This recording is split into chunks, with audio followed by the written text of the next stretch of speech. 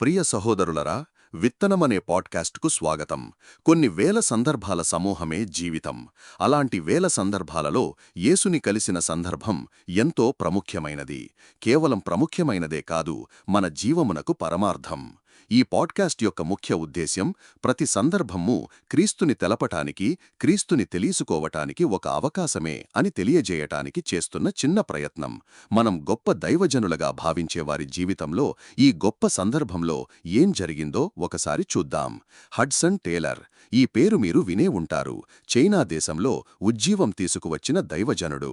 Hudson టేలర్కు అప్పటికి కేవలం 17 ఏళ్ల వయసు మాత్రమే. అతని హృదయంలో ఏదో అసంతృప్తి, ప్రశాంతత కోసం తపన, నిజమైనది కావాలనే కోరిక. కాని అది ఏంటో అతనికి తెలియలేదు. ఆ రోజు అతని తల్లి అమీలియా టేలర్ దూరపు బంధువుల వద్ద ఉంది. తన కోరిక తన కుమారుడు దేవుని తెలుసుకోవాలని, తన కుమారుడి కోసం ప్రార్థిస్తూ దేవుని ముందు కన్నీళ్లతో బాధపడుతూ ఇలా ప్రార్థించింది: దేవా, నా కుమారుడు యేసును తెలుసుకునే వరకు నేను ఈ ప్రార్థన అపను అని అనుకుంది. ఇక ఇంట్లో ఉన్న హడ్సన్ తన తండ్రి లైబ్రరీకి వెళ్లాడు.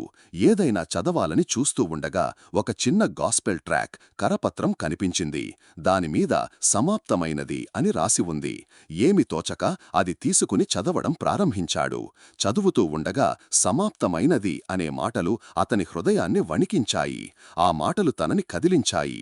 ఎంతగా అంటే, దేవుని ప్రేమను పొందటానికి నేను మరేది చెయ్యాల్సిన అవసరం లేదు, ఇది పూర్తయింది, ఇది సరిపోతుంది అనే దేవుని నిశ్చయత.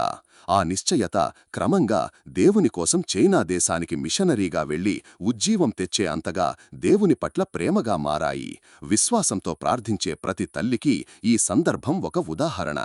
ఎంతో భారంతో ట్రాక్స్ పంచే ప్రతి సహోదరుడికి వందనాలు. దేవుని కొరకు చేసే ఏ కార్యము చిన్నది కాదు. మీరు వేసే ఆ చిన్న విత్తనం ఒక మాట కావచ్చు, ఒక సహాయం కావచ్చు, ఒక ప్రార్థన కావచ్చు. దేవుడు తన సమయంలో కార్యం చేస్తాడు. కాబట్టి ఆశ కలిగి విశ్వాసంతో ముందుకు సాగండి. ఇలాంటి మరిన్ని నిజ జీవితంలో జరిగిన విశ్వాస సంఘటనలు, సందర్భాలు వినాలి అనుకుంటే ఈ ఛానల్కు సబ్స్క్రైబ్ చేసుకోండి.